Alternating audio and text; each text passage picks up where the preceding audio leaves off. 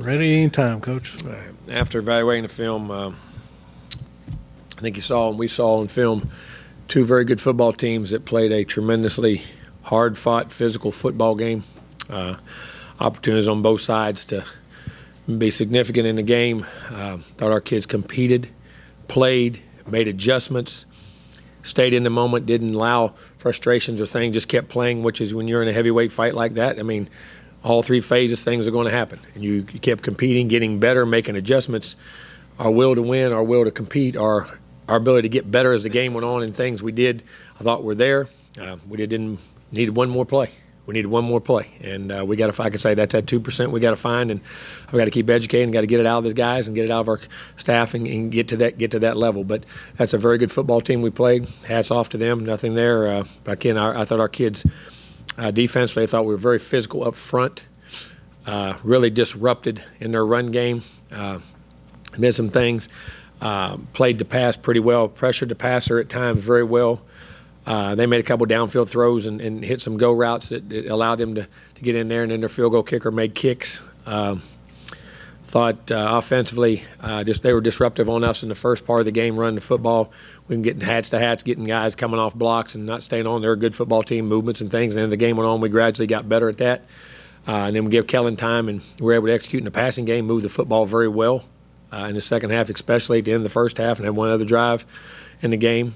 We had some weather and some field position issues early, but stayed in the game there, and got better and had a chance to get it at the end. It just thought we could punt it and hold them, and then unfortunately they picked up a couple first downs. That was one thing defensively. I wish we could have got those stops right there, but offense we had a drive we could have finished, and things happen, and it is what it is. Special teams wise, I thought. Unfortunately, their punter changed the field position on us a couple times really well, and we didn't punt it quite as well early. Got some punts later. Didn't hit it as well early, and they won some field position battles there. And then we gradually got that back, and I think the second half we only punted one time, which was the last drive we had the ball, trying to pin them back. But in that regard, they got a kick return we didn't squeeze and got out of a lane, and which helped them set up a field goal one time. And then of course we unfortunately on offense had a turnover there on a play on, whether you stop, whether you're not, whatever, that's part of the game. You got to hold on to the football. You can't give it up no matter what if there's 7,000 people there. And, we had some opportunities there. But, and I think special teams wise, Courtney come in, had a nice punt return. Nice got his knee banged up, and then he came back. But then, he had a nice punt return. Great to feel him in there and did a nice job there. I thought Jamon played a really good game on offense, catching the football. I thought Courtney had some plays. Wiedemeyer had some plays. In the running game, we didn't get things going. And we got behind and got success on first down throwing the football. We stayed with it, and we were able to move the football very consistently. Unfortunately, we had the short yardage that we didn't convert, which short yardage we've been very, very good on all year. And things we had done, we've had a tremendously high conversion rate, and that was a big play in the game on the sneak. And then, unfortunately, on the fourth down, we let a guy slip through. We missed a block, or come off a block. Didn't miss a block, just come off a block. But, that's what happens in big and heavyweight fights. There's plays that have been made. And we kept battling and still gave ourselves a chance to be successful. But special team, all three phases, some things we got to clean up and we got to get better at. And we got to find that 2% and get going. But Georgia's a good football team, but I think we are too. And I think we're making a lot of strides. I think we're getting there. But we got, there's no more victories. We got to get over the hump and find a way to make that one more play. And we'll do a good job of that and coach them hard. And the kids will play hard and they'll respond and do the things we do because we got to get ready. That game's behind us. It's over with. And no matter what happens in that game, we'll let the people decide what here, there, or other, make adjustments for us and whatever else goes on. But I'm very proud of our kids. Our kids fought hard. We push and challenge them very hard to get better, and they're doing it.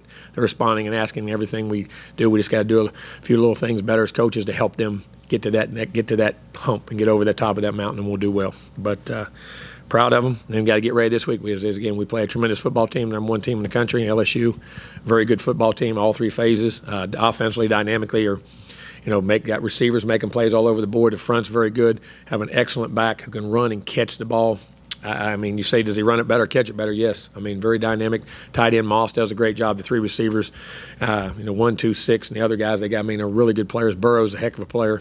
He's playing as good as any quarterback in a long time. 78% completion percentage, man, that's amazing. Guys are catching the ball, but he's doing things and with a savvy and they're doing a great job schematically, and they got good players and doing a good job defensively.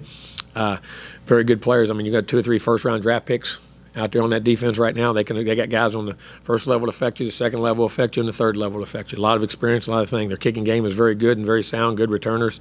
They're good all the way across the board, and they're playing as good as anybody in America. So, going down there, it'll be a tough environment. I mean, I've been there many times on the road and as a home team, so I know what it's like. They have great fans, great people, and a great team, and we got to put this one behind us really quickly and move on and get ready to play a tremendous LSU team on the road.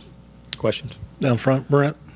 As soon as LSU beat Arkansas, they started talking very openly about trying to get revenge for last year. Mm-hmm. What is y'all's approach from your end in terms of how you treat that? And can that kind of approach be detrimental to I think how each team approaches it bases on them. I can't speak for them or how it affects them or how it would affect them. It may help them, maybe not. I don't know. All I can worry about is us, and we're going to prepare like we always do and get ready during the week. And we know we have to play well. We know what kind of team they are. They know they're going to come, want to play us very well, and we're going to have to play very well. At the end of the day, it's going to get down to how we play, and we got to prepare to play, and that's why we'll do it. We'll do it like we normally do and be ready to go. Front left, Travis.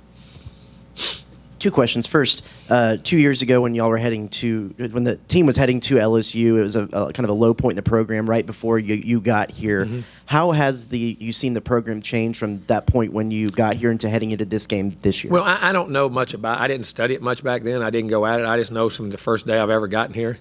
I think our kids they believe in what we're doing, how we're doing it, the consistency in which we're doing it with. I think the physicality in which we're playing with, the consistency.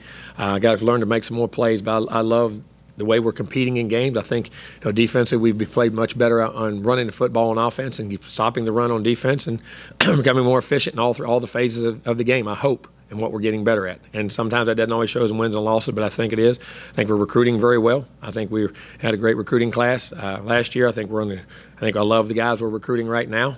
I think that the future is bright and how we're competing and the experience we're getting and some of these young players that are really developing. You see them developing in front of us right now, and it's really fun to watch them do it, and I'm looking forward to coaching them here for a long time. So, I think we're making strides where we need to go. And also, is there some frustration within the program or with him that Braden didn't make the semifinals for the Ray Guy again this year? I didn't realize that. Yeah, I didn't know that. Didn't make the semifinalists, no, sir. That's on me.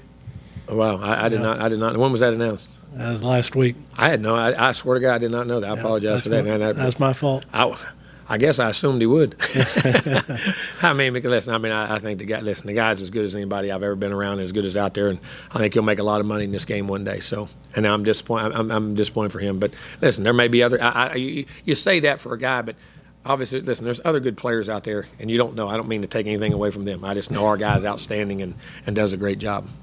To the right side, Gabe. There's a lot more better than him. Wow. Jimbo, I wonder if you could speak to the year one to the next transformation of Burrow and what you're seeing on tape this year in this offense, and is there even how much time do you spend looking back on that game you played against them last year, considering how much different we review the game and you see tape of them periodically about people you play during the year, you know what I mean, by tape and what they've done or whatever. But, last year I thought against us he was a great player. He played great that night, running, throwing the football. I'm sure he's much more comfortable in what they do. I guess they've changed some of their scheme schematic. I don't know the inner workings or how they do it or if they've just gotten better at it. I don't know. But I'm sure he's much more comfortable being in Baton Rouge. You can remember, he's a guy who moved all the way across the country from Ohio to Louisiana and had to make adjustments. That's you don't take into account how that affects guys. And I'm sure he's more comfortable there. He's better there. They say he's obviously the leader of that team, and you can see it. I think the guy's playing outstanding football. I think he's playing as good as any quarterback I've seen in a long, long time. Front left, Zach. Jimbo, you were a part of a couple of really big rivalries at Florida State. Mm-hmm. With this, I guess, being a rivalry game, one, what do those mean to the game of college football? And two, how do you go about preparing your guys for those kinds of games? Well, I think, first of all, you when you go preparing for them, you prepare for them like they're any other game. And what I mean is you can't do anything more special. They say, well, I'm going to do more. What can you, if you're putting your heart and soul in it every week, it's about execution, and I think keeping your emotions in check. I think you have to be able to emotionally, you have to be high when you play, and you have to have energy, and you have to do that, but sometimes your emotions, you can't let them get out of whack. You got to keep your emotions intact to where you can play, and wherever that threshold is for each individual and for us as an organization. And I think they're great. To have rivalries, both teams got to win games. You know what I mean? And We know we won one last year, and hopefully get those things going. And I like the direction our program's going and where we're going in the future. So I'm sure we're going to play consistently, and we have such close proximity. I mean, it's going to be eventually have a lot of bearing on what's going on in the West, and that's exciting because I think it's great for college football. I think when you have rivalries, the emotions, the people, the fans, the excitement, the joy, I mean, it's things you look forward to, and people mark on their calendars as you go on. So I think they're great for college football. I've been fortunate to be a part of some tremendous rivalries when I was at Auburn, when I was at Florida State, when I was at LSU. I mean, it's a blessing, and it's one of the great joys and things that go with being in this profession. Back right behind the lights, Mike. Hey, Coach, does it change your mindset as a play caller at all when you're going up against a team that can put up points in a hurry like LSU? It feels like they're putting up. Well, yeah, I mean, 45 this. They're going to have points. They're going to score points. I mean, your defense, you got to play well, but you got to understand that, each game you go in a style of game you play. Defense, how do we feel here? Offensive, how do you because you have everybody gets caught up on defense and offense. No, you're a football team. How are you going to have success in the game? There's games that, like I say, you go in, it may be bad weather, it may be field position. They do things, it may be you think it may be a lower scoring game, but how you play the game, how you coach the game, how on offense, and you got to play to each other's strengths.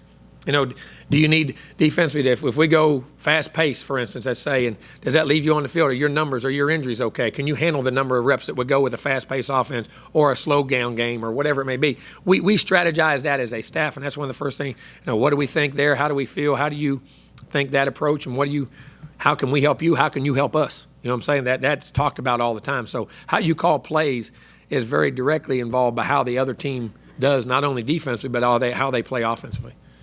We'll stay in the back to the left. Tyler? Coach, with what you saw from the defense against Georgia, does that give you confidence going into playing such a dynamic offense? Well, yeah, it does. I mean, we played great there, but you got to also say, as two different teams and how you match up and what their strengths are to what our strengths are, what our weaknesses are to their weaknesses. And I think that's where you got to be. That's the one thing about college football that's so different than pro football, in my opinion, is that the diversity of what you see week to week is unbelievable.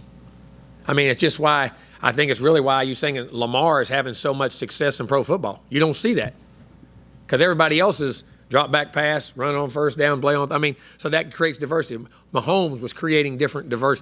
In college football, you see that every week. You go from a running team to a spread team to an option team to you can go to a bone. I mean, the option. I mean, different stuff. I mean, and I think that's where defensively we play good against a very good team. This will be a different dynamic because the styles are totally different. But at the same time, that means hopefully the diversity in which you recruit to and have. And Coach Elko does a great job in adjusting those things. And hope we can. And our offensive approach will all be part of how we handle all those things. To the left side, Suzanne. Hey, Jimbo, I was curious. Coach Ogeron was saying this morning that the game last year that they ran out of 2-point plays and that Emsminger was saying, do we have any more? So I feel his pain. Okay, so but they said that now they make a point every Thursday of practicing trick plays and 2-point plays, and I'm curious, we practice 2-point plays. You do? We always do. We'll do a lot on our red zone stuff, and we work red zone plays. I call our +5 plays. I have +5 throws, +10 throws, third down throws. Situations you got to get to, third down red zone throws, and then you have 2-point plays. I mean, so that's something that I've always been a part of and been able to do. Do you remember any kind of fun anecdotes like that from last year's game, crazy game? In what regard? I mean, like, you're talking to whoever on the headset and going, what the hell, what are we going to do? I mean, that kind of stuff. Yeah, a lot of times. I got to do this again. I got to come up with another one.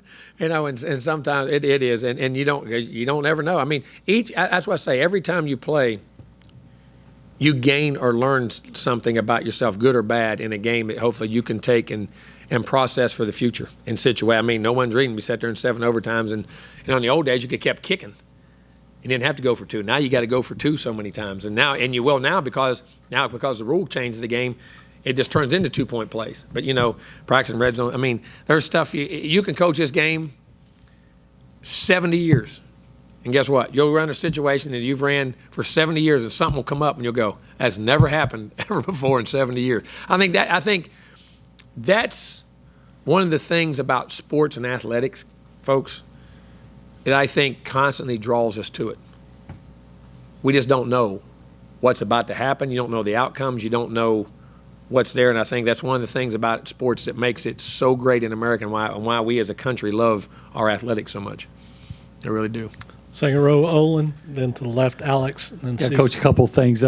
First of all, do you anticipate having Anais and Elijah available this weekend? I definitely think Anais for sure. Elijah will be. We'll have to wait and see how the week goes. And then I was wondering if you'd had any kind of communication with the SEC office about some of the calls, and if you could share anything. We have. I mean, listen, I have my opinion on things. They have their opinion on things, and they'll make that. They're the experts on those things. They'll make the adjustments and what's right, what's wrong, and you voice your opinion. And like I say, guys, that's part of the game. You have to make your own breaks as a football team, as a coach. You can't rely on, well, they missed a call and blame that this. And as a football team, as a player, you have to do. But you also hope that I don't ever think anybody does anything wrong on purpose. I mean that wholeheartedly. But you hope they do it right because, listen, everybody says it's about you as a coach, about our part. No, it's not. It's about the kids.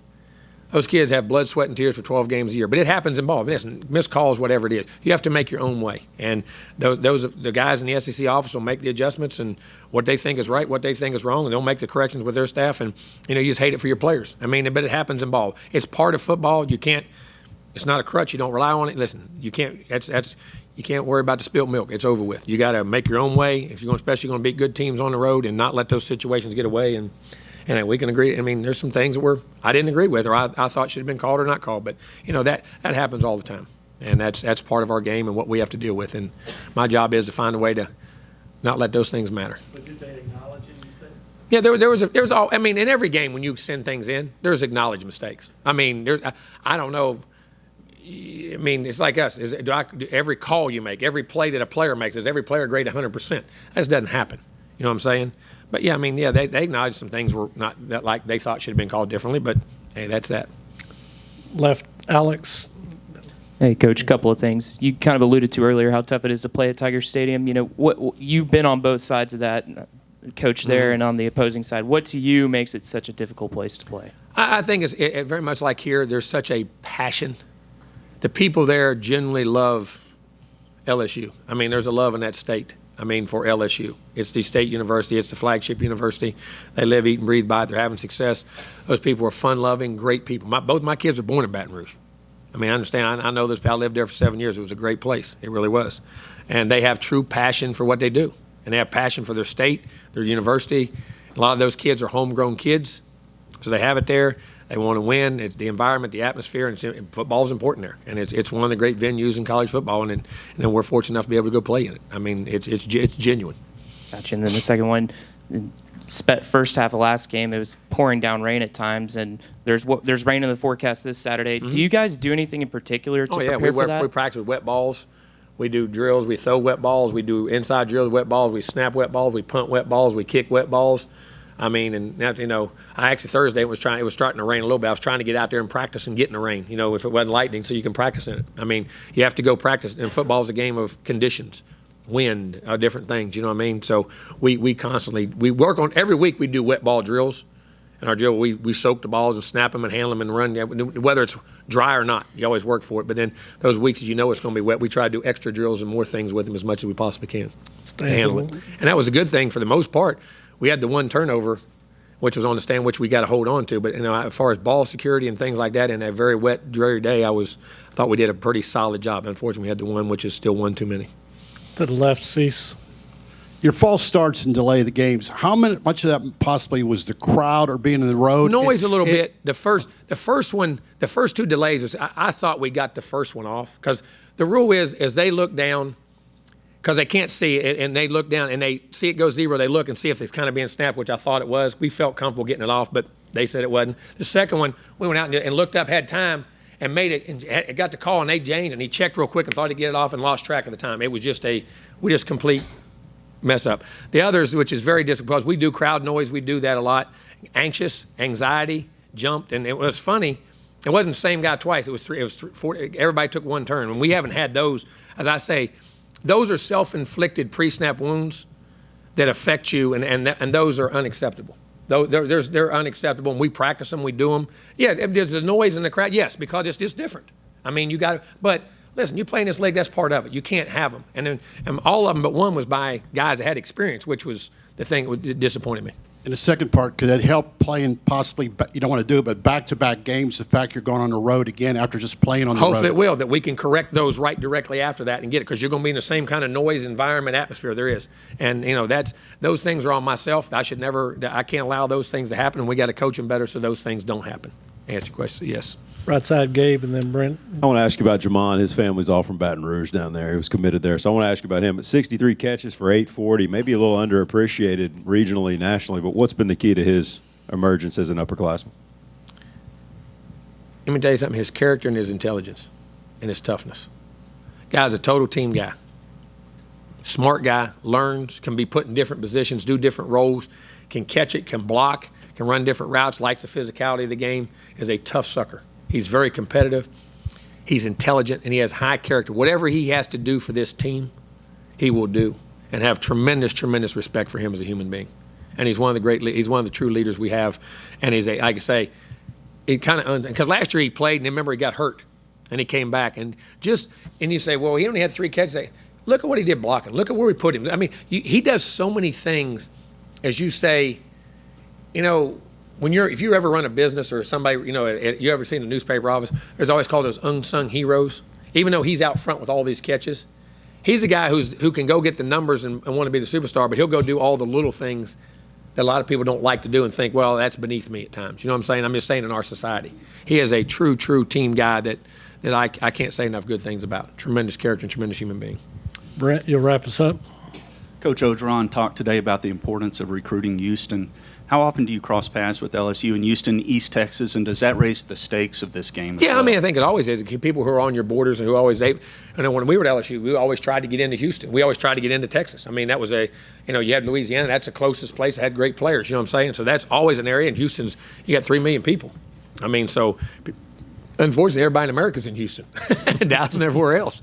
And we need to set a rule. We got to stay just to keep them out. But no, that is a big part, and it does affect the game. I think it's very important.